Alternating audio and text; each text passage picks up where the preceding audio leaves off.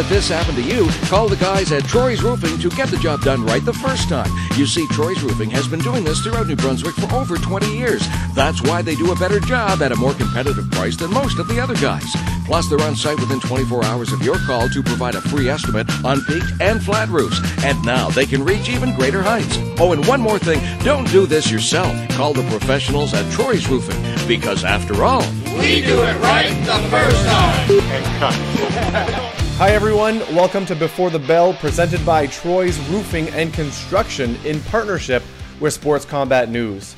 My name is Brian Ouellette and I am your host. And today on the show, we have an undefeated professional fighter who is also the Ep.2 MMA middleweight champion. Please welcome to the show, Christien Savoie. Christien, thank you so much for joining us here today. Thanks for having me, brother. I appreciate it.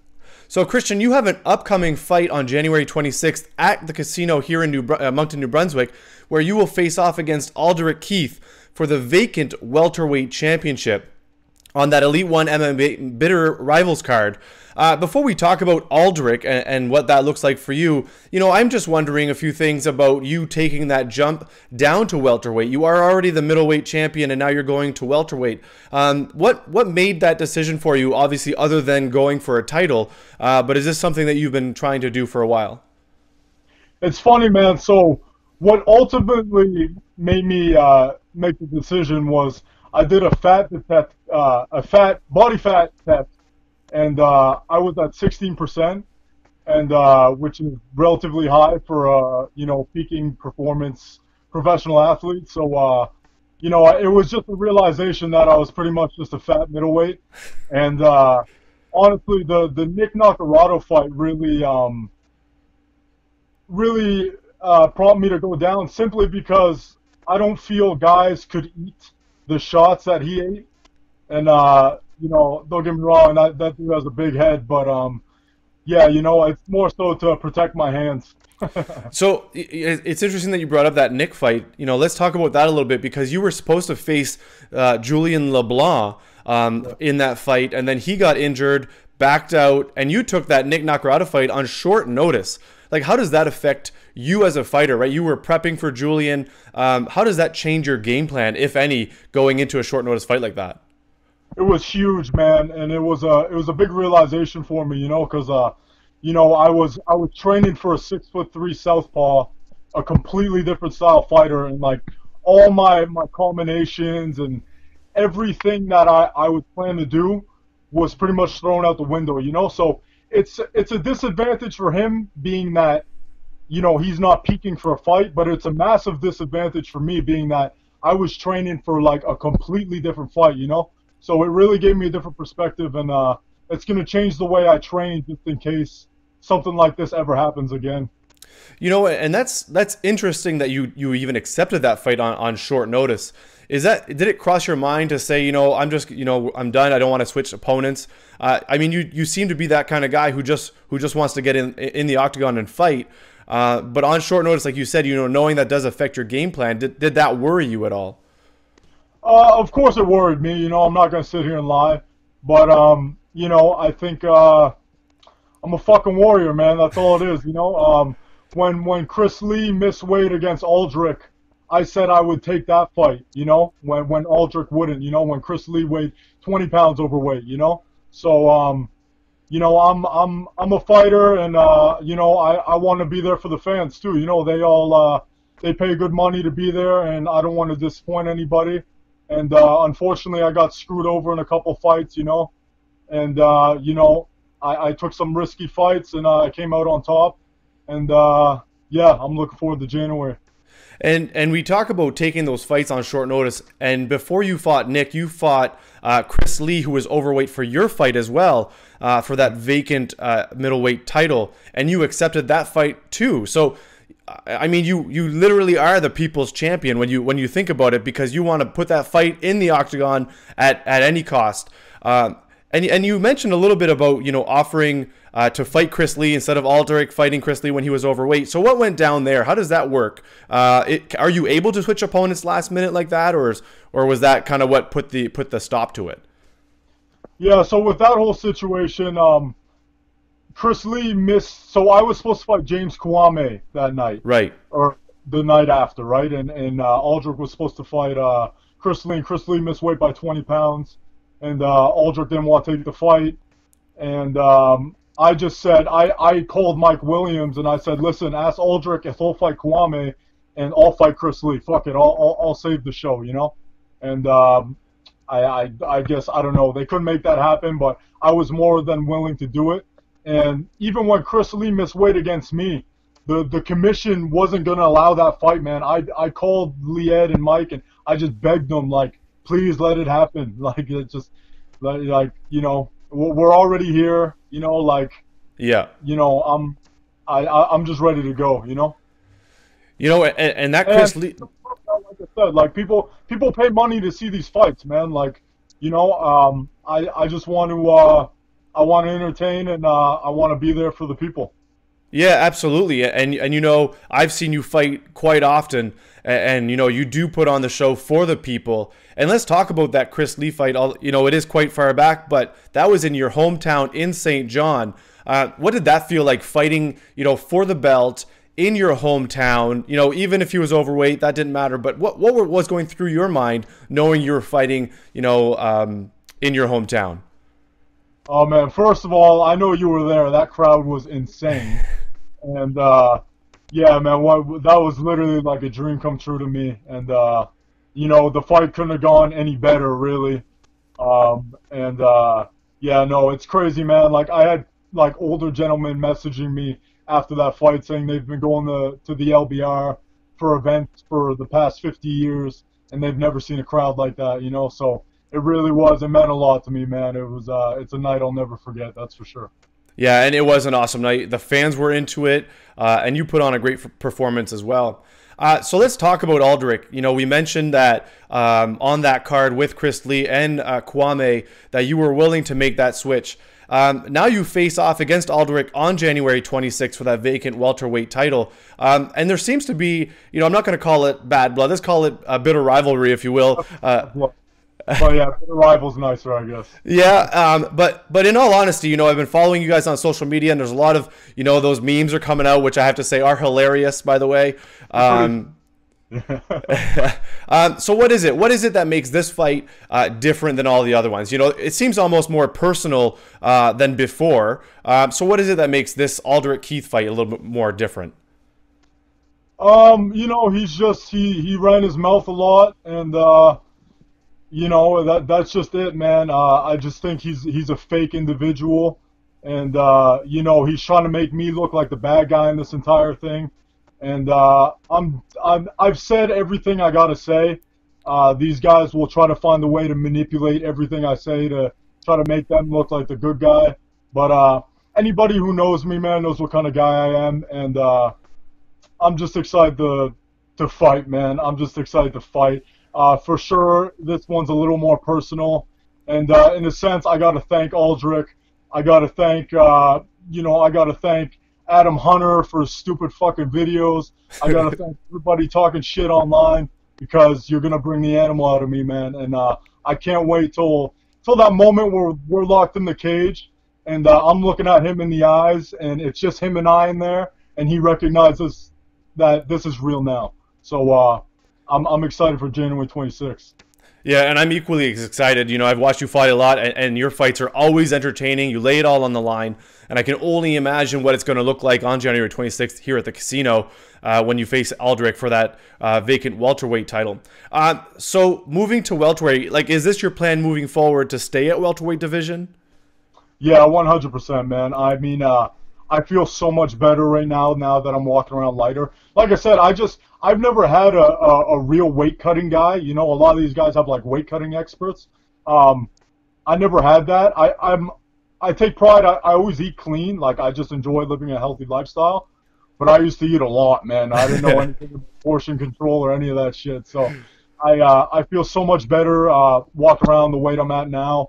I feel so much more athletic. I'm just as strong, and you know, this for sure is going to be my weight class. So what does weight cut look like for you now then? You know, at welterweight, you walk around a lot slimmer, you know, eating healthy, obviously. So is there much of weight cut? Like, what do you walk around at now?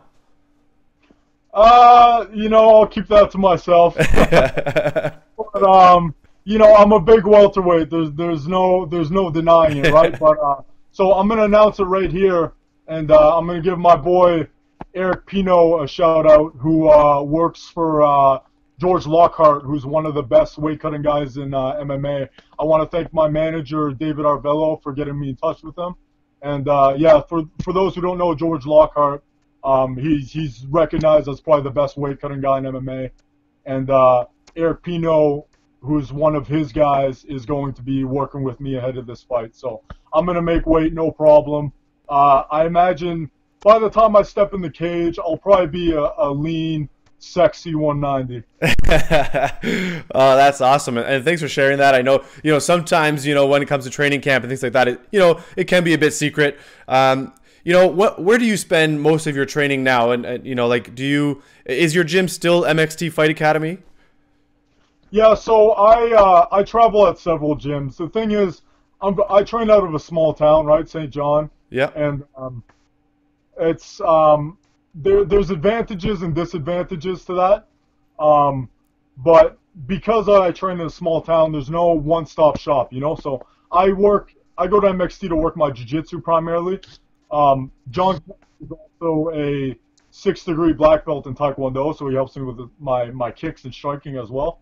But I also work with Chris Peters at East Coast Boxing, who's obviously my boxing coach. Excuse me. I work with my wrestling coach, Clint Kingsbury, who's up in Fredericton. Sometimes he comes and sees me. I go and see him at Evolution Fight Club. Shout out to Andy Young and Evolution Fight Club as well. And my longtime strength conditioning coach is Matt Forgey at For Fitness and Athletics. That's awesome. And it seems like you have a well-rounded training camp and a well-rounded training game as well. And I say you see it when you step into the octagon that you have this well-rounded game that gives you all kinds of opportunities. So, I'm going to ask this question. What really got you into mixed martial arts? What made you want to become an MMA fighter? So I started Taekwondo when I was 6. I did that till I was about 13. And I competed in nationals and stuff like that, but I never ranked. And once I turned I don't know, like 12 or something, I really started to lose interest. And, I didn't take it that serious. And I remember I saw my very first MMA fight, man. I tell this story all the time. It was Carlos Newton against Matt Hughes, the second fight, I believe. And it's when Matt Hughes slammed Carlos Newton and knocked him out cold. And me, as like a 13-year-old kid or whatever I was just starstruck, and I just thought, yeah, that's the coolest shit I've ever seen in my life, and it's probably going to ruin my life, and I'm about to do that forever. And I joined MMA shortly after at a gym called Oakland Fight Club under Britt Nickerson when I was about 14, 15. So I'm going to jump back and forth here a little bit because I just realized there was a question I wanted to ask you about that Nick Nacarado fight that I didn't ask. You said you injured your hand, was it, during that fight? Yes. And how is that? And again, it's up to you to tell me or not. But how is the hand doing? Was it broken or was it just sprained? My hand was broken, yeah, but it's good now. It's 100%. That was in April. From what I gathered, it was a bad break, but it was in a good area. All right. So, meaning it would heal well, and it did heal well. Yeah, and I'm really fortunate too, man. I got a great team around me. Matt Ford, my strength conditioning coach, is also a chiropractor. I have 2 massage therapists, Jill Calder at Meraki and Josh Fry at New Brunswick Sports Massage. So I got a great team around me, man, and we take care of injuries well. Well, I think that's awesome. I'm glad to hear that you are healthy because I think, that's sometimes the biggest fear is somebody gets injured and then how do you recover? And I'm glad to hear that, you've recovered well and you're ready to get back at it. So another question for you, Christian, is what, everyone talks about going to the big times, right? Making it to the big show. Is that something that you're looking forward to? Have they come calling yet to have you part of their cards? Well, a lot of people are aware, I did get offered a short notice fight in the UFC one time against Julian Marquez.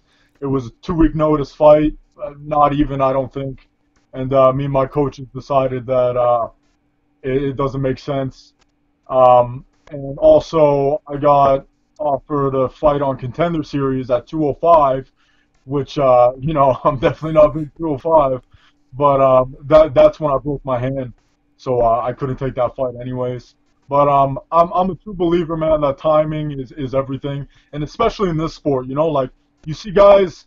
The biggest thing I've learned through watching friends of mine go into the UFC who might not have been ready at the time is that, you've got to be so calculated in this sport, man, because this isn't, I always tell people this isn't fucking ping pong, like we're trying to biff shins off heads, and you can only take so many shots to the head.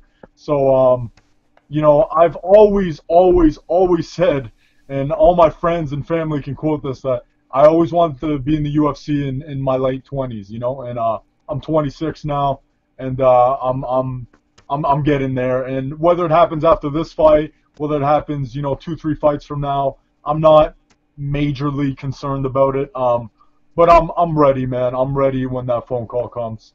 Yeah, and it sounds, like they're already knocking at the door and they've got you on the radar. And I think you're right. It's about timing. You don't want to take a fight short notice and that ruins your opportunities and things like that. And it's always about, the fighter being ready for that next step, moving on to the big show. And, I think it's a confidence thing, man. Like, a lot of people, Aldrich said some stupid comment about, like if I want to be in the UFC so bad, why didn't I jump at it? And it's a confidence thing, man. I'm confident that I'm gonna get there anyways, and I'm gonna get there on better terms, And I don't believe that taking really like short notice kind of stupid fights is the best idea. Yeah, exactly. And you're right. When the time comes and you're ready physically, mentally, that'll be the right time for you, which I think is awesome. So, Christien, I thank you so much for joining us. Do you have any sponsors that you want to do a shout out to, or is there anything else you want to add before we take off? Yeah, I'd like to give my sponsors a shout out, man, if you give me a minute. Yeah, absolutely. I got them on a banner over here, so.